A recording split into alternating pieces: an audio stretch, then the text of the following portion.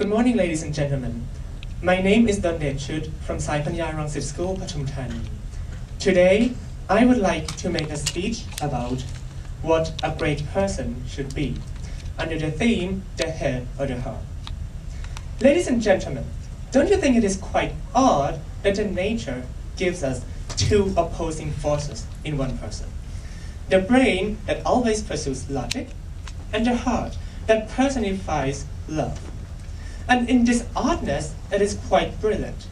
Brilliant in a way that the two forces fight, and the fightings result in something that is better. It benefits the person, and it benefits the society as a whole.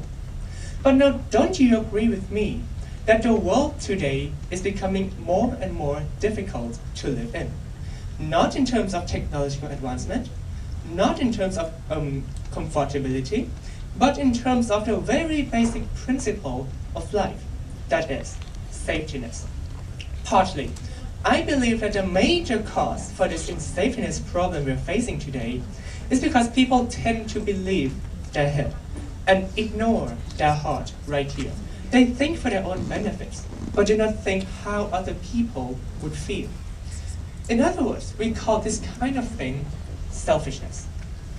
Let me now introduce all of you to great people.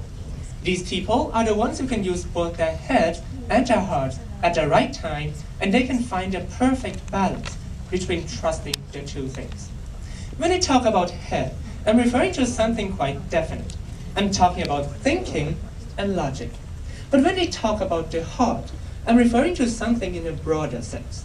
I'm talking about consciousness, morality, responsibility, or something as simple as loving, sharing, and caring.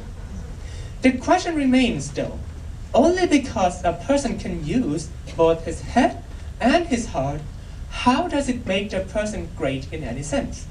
How is it so? Think about this. A person is very cunningly smart, but he is not that moralized enough. He can find his goal, and he can find a way to achieve from point A to point Z. But because he doesn't care for all his friends or his society, so he might be a successful person, but he doesn't quite live quite happily in his society. The second type of people, in contrast, has a heart of gold, but not quite a lot of brain. He doesn't trust his head. So he might not even be able to find his goal in the first place, not thinking about how he can achieve that goal.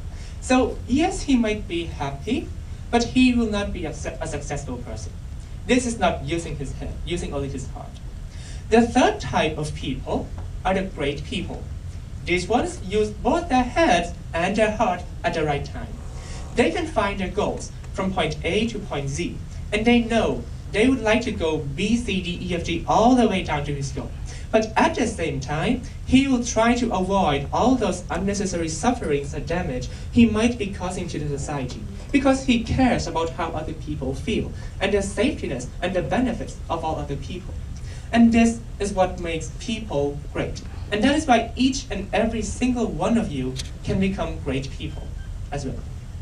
So right here, I think it's quite accurate to say that for one to come up with what he would like to do, that is using the head. But to govern how the head does it, in other words, to govern how you do something, that is using your consciousness, your heart. Now, referring back to the very beginning of my speech, when I talk about selfishness, do you think people are born selfish? Do you? No. I don't think so. I don't think people are born selfish in the first place. Every single person knows, right, that every single person has two sides in the brain, the left side and the right side. The left side governs memory, governs logic, and all those stuff, while the right side governs something more emotional, like art and music. But there is not a single part of the brain that governs how evil we are. It is our nature, the environment, that governs us to be selfish. So that is why I say we must use our consciousness, our heart, to govern how we do something. Talking in a more broader level of the community as a whole, I believe every person has potential, and I too has a unique potential. I would like to be able to pay it back to my society. Why? Because I believe that the only reason I am here today is because people have been giving me opportunities. They have been supporting me. That is why I would like to use my head. What is in here, my skills, and use my heart to govern so that I can help these people too.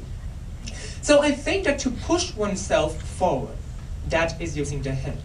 But to stay at the top, that is using your heart. And that is what great people should do. So what do you want to choose? Your head or your heart? I choose both. Thank you.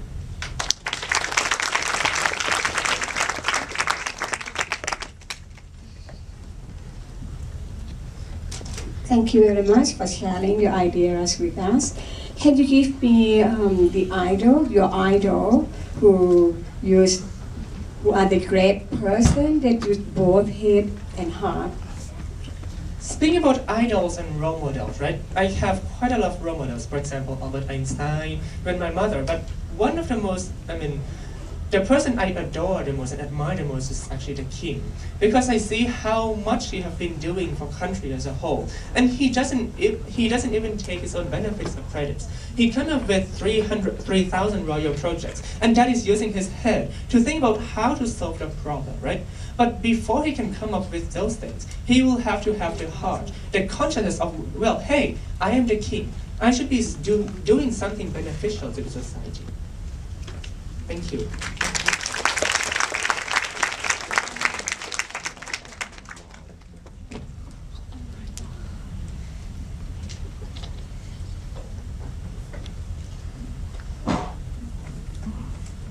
Thank you very much, Mr. Schuett. Okay, for